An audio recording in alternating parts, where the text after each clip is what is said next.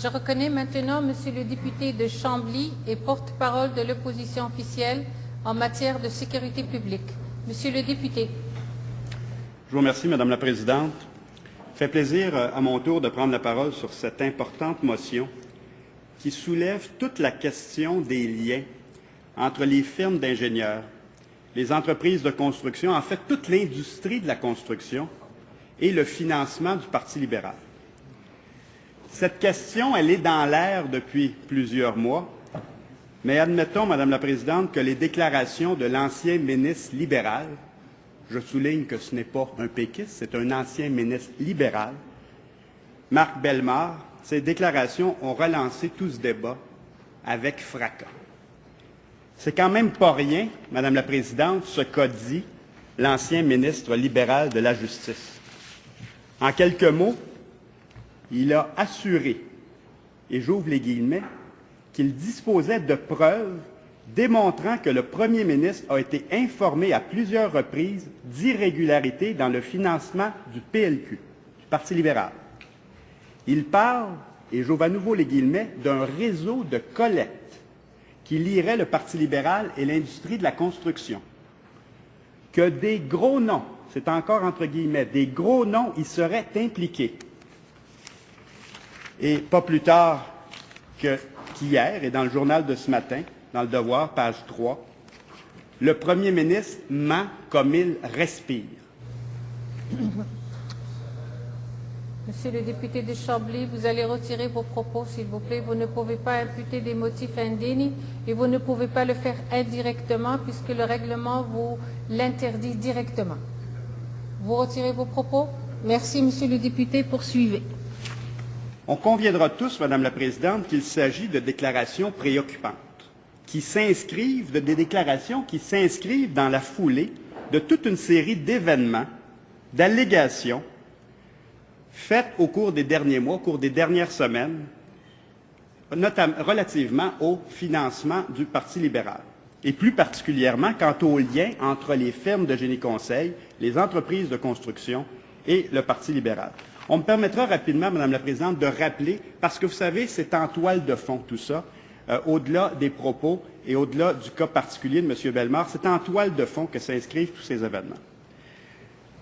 On me permettra d'abord de rappeler ce que j'appelle les déclarations candides de 3 ministres du gouvernement, qui, au cours des derniers mois, et c'est d'ailleurs ce qui a mis la puce à l'oreille de bien des observateurs, 3 ministres, et pas les moindres, Madame la Présidente, la ministre des Transports, le ministre délégué au transport et la ministre de l'Éducation, ancienne ministre de la Famille, 3 ministres qui, tous les 3, couvrent environ une trentaine d'années de parlementarisme, plus ou moins 10 ans chacun, qui ont déclaré tous les 3, au cours des derniers mois, que les compagnies ont le droit de financer les partis politiques, et notamment le Parti libéral.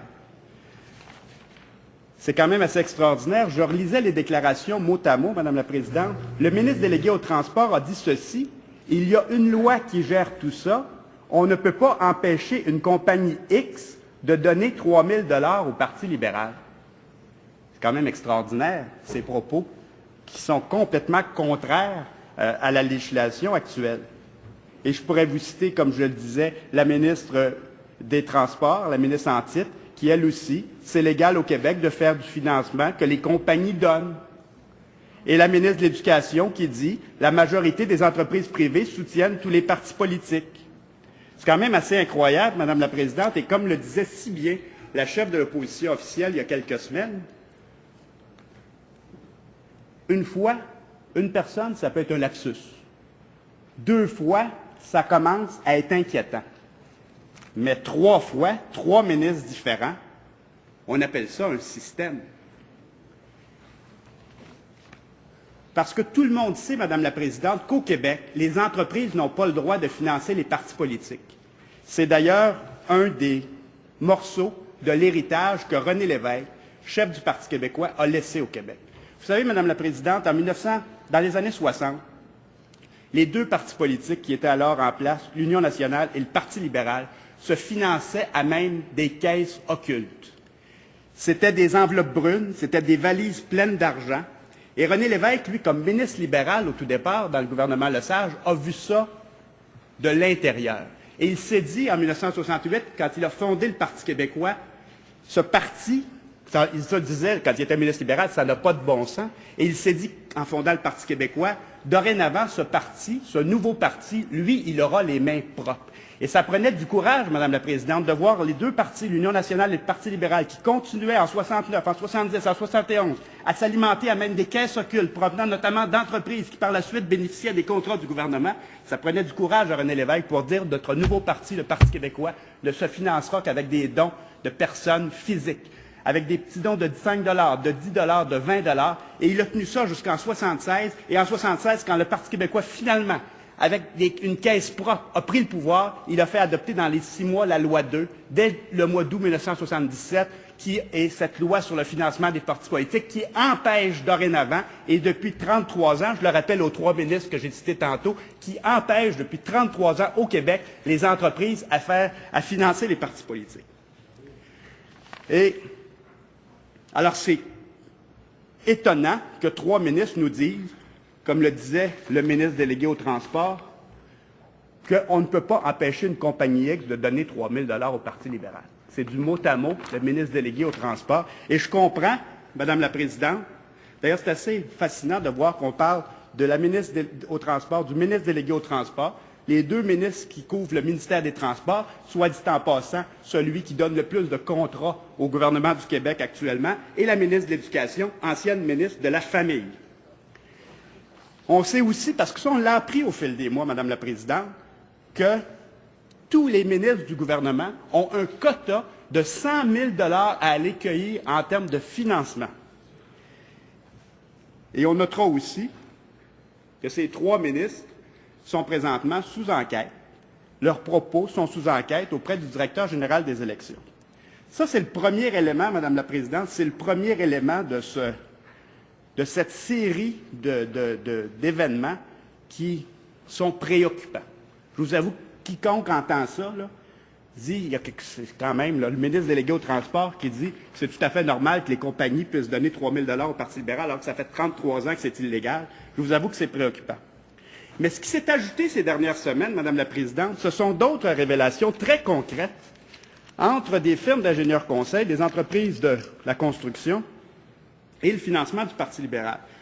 Plusieurs événements, plusieurs allégations ont été faites, plusieurs faits, en fait, ont été révélés, qui démontrent que plusieurs entreprises, par le biais du président, du vice-président, des associés, du conjoint ou de la conjointe de l'associé, des proches de la famille, donnent, et pas des petits 200, 300 $, des montants de 3 000 $ chacun au Parti libéral. C'est ce qu'on a pu voir régulièrement dans les journaux, et les exemples ne se comptent plus, Madame la Présidente, seulement dans le domaine de la construction. Je pourrais vous parler d'autres domaines, notamment du domaine des garderies, où mon collègue de Gouin a dressé un parallèle entre ceux qui financent très généreusement le Parti libéral et ceux qui obtiennent des places en garderie. Je pourrais vous parler des garderies longuement. D'ailleurs, nombreux éditoriaux critiquant cette façon de faire ont été publiés au cours des derniers jours là-dessus, mais je vais me contenter aujourd'hui de parler que des entreprises, que du dossier de la construction. Et dans ce dossier, c'est absolument incroyable de voir tout ce qui a été révélé ces dernières semaines. Notre collègue de Mercier a révélé la semaine dernière, en faisant une recherche, que la liste des donateurs, en faisant une recherche sur les donateurs issus de 4 firmes de génie conseil, des employés ou des conjoints, des associés, a découvert qu'on arrivait, écoutez, la firme Cima Plus, 37 cadres ont versé 102 000 $. SNC-Lavalin, 24 dirigeants, 15 vice-présidents de la firme ont donné 3 000 $, pour un total de 68 000 $. BPR, tristement célèbre suite au lobbyisme que faisait le député de Rivière-du-Loup illégalement pour cette firme, 31 cadres ont versé 66 000 $. Axar, 20 employés ont versé 56 000 $. Même, Madame la Présidente, dans cette dernière firme, une secrétaire réceptionniste aurait versé 3 000 $ au Parti libéral, à savoir le maximum permis par la loi.